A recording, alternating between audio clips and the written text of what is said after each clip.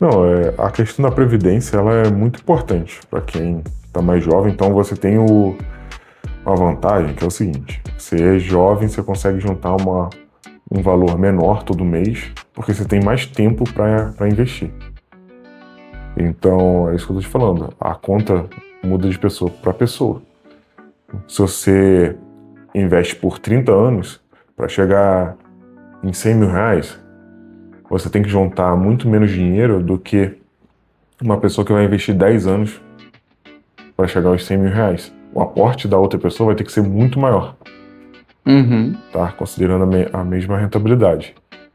Como, em geral, o investidor médio, ele não tem decisão sobre a rentabilidade, ele não tem bola de cristal, a rentabilidade vai ser do mercado, você vai diversificar, você não tem muita certeza se aquele é o melhor investimento do mundo, então você acaba comprando 5, 6 opções para você ir se defendendo de qualquer percalço.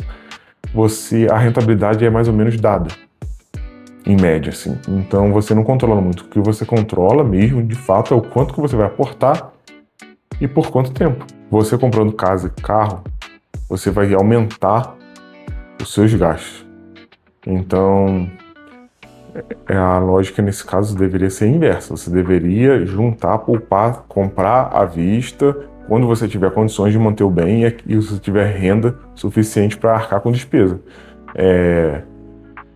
Casa e carro, eles geram despesas. Se for para você morar, tudo bem. Se for para alugar, é outra história. Não é a mesma coisa. Mas você tem que pensar também, já que você vai viver mais tempo, você vai ter que ter uma aposentadoria muito mais forte. Você vai ter que poupar por muito mais tempo, porque você está vivendo muito mais tempo. Então, você tem que ver o seu caso. Antes as pessoas aposentavam relativamente mais cedo, só que elas também viviam muito menos. É. Tá? E quanto mais idoso você fica, mais você gasta com saúde, com alimentação.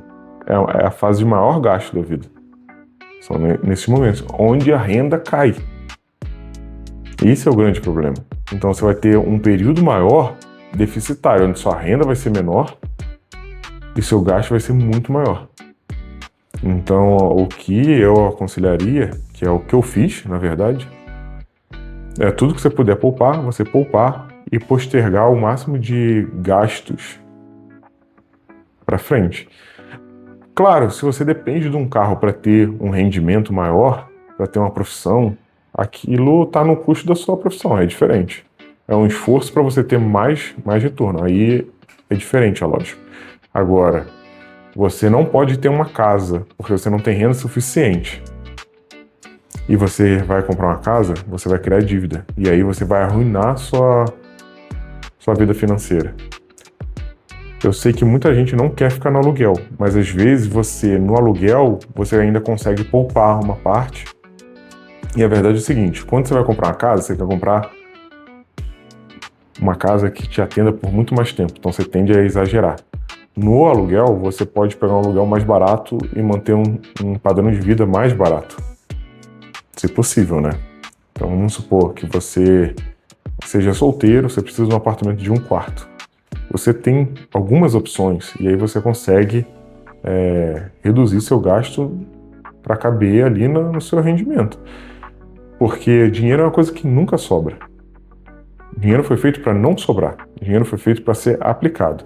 Ele vai ser aplicado em alguma coisa que vai gerar mais retorno para você, mais dinheiro depois, ou que vai acabar ali naquele momento. Você vai comprar alguma coisa para utilizar naquele mesmo momento.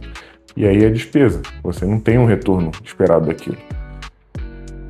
Simples assim. Então, se você começar a comprar bens que vão gerar despesa, você está invertendo a lógica dos juros compostos e aquilo está sendo contra você. Sendo que se você tiver paciência de juntar um dinheiro todo mês, mesmo que seja pouco, mas você readaptar seu estilo de vida para juntar dinheiro, daqui a pouco você vai ter dinheiro para comprar à vista, sua renda vai ser maior, e aí sim você pode negociar até um preço melhor do aquele mesmo imóvel e você vai estar com sua vida estruturada. Que a tendência é que você comece a ganhar mais dinheiro. Com 30 anos, a tendência é que você ganhe muito mais do que 20 e com 40, mais do que 30. Depois, quando você fica mais velho, essa lógica inverte, você vai diminuindo. Uhum.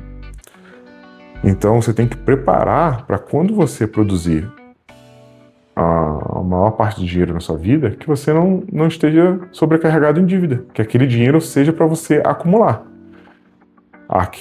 Aquela faixa etária de 30 anos, você tem que pensar em construir uma vida sem dívida. Aquilo que vai te dar a liberdade para quando você tiver 40 anos, você realmente ter um patrimônio maior. Tá, essa é uma boa pergunta que tem muita controvérsia. É bem complicado, porque cada situação, a conta muda. Então, vamos lá. Como tudo em finanças. Finanças é um tópico universal, mas você não consegue aplicar a todos. Você não consegue fazer um padrãozão e aplicar a uma grande quantidade de pessoas. Normalmente, finanças ela é celular, né? Vai pessoa a pessoa. Cada pessoa tem um cálculo diferente. Então, vamos lá. Se você tem o dinheiro, a conta é diferente de se você não tem o dinheiro. E existe a resposta teórica e existe a resposta prática. E como a prática que interessa, as pessoas sempre querem comprar uma casa que vá no máximo do orçamento delas. No máximo.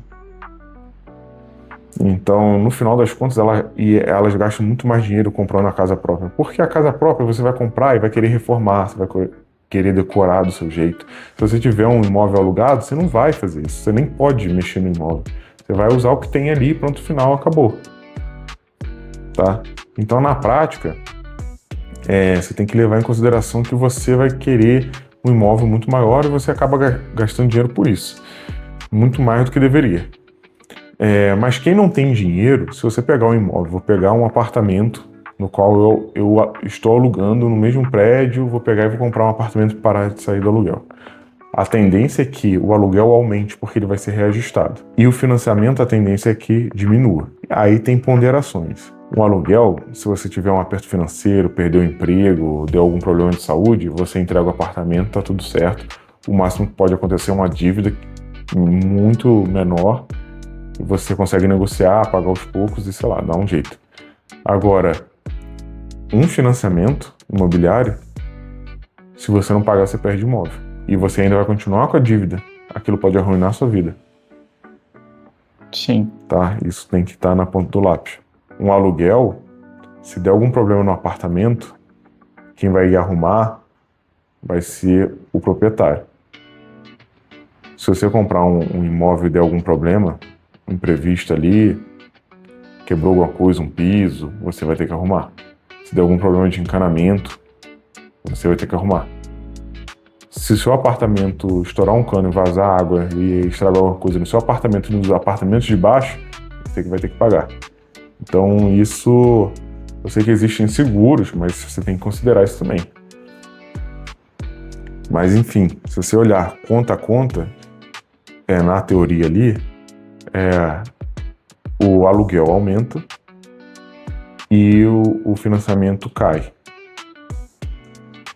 Tá? Então, no final, as curvas vão cruzar. Quando se cruzar, vai ter um ponto de equilíbrio, que a partir daquele momento é mais vantajoso você ter comprar o apartamento. Você tem que ter certeza que você vai conseguir manter, honrar os pagamentos. Tá? Então, assim, como eu já falei uma outra vez contigo, finanças é sobre sobrevivência e liberdade. Não é sobre luxo, não é sobre capacidade máxima de consumo, maximizar consumo. Finanças, na verdade, a teoria ela funciona para você utilizar em caso de liberdade e sobrevivência. Você tem que ter a sua liberdade, autonomia. Tá? O que rege a teoria de finanças é risco. Qual o risco que você pode encarar? Você pode correr o risco de ficar sem rendimento? Não. Então eu tenho que ter uma reserva de emergência.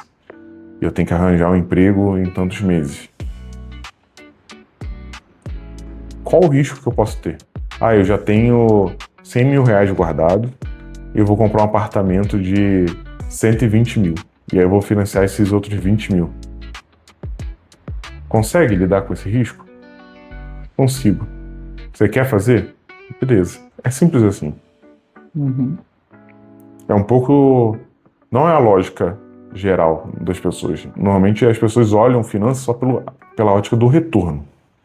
Eu quero ficar rico. Quero ficar rico rápido, de maneira fácil.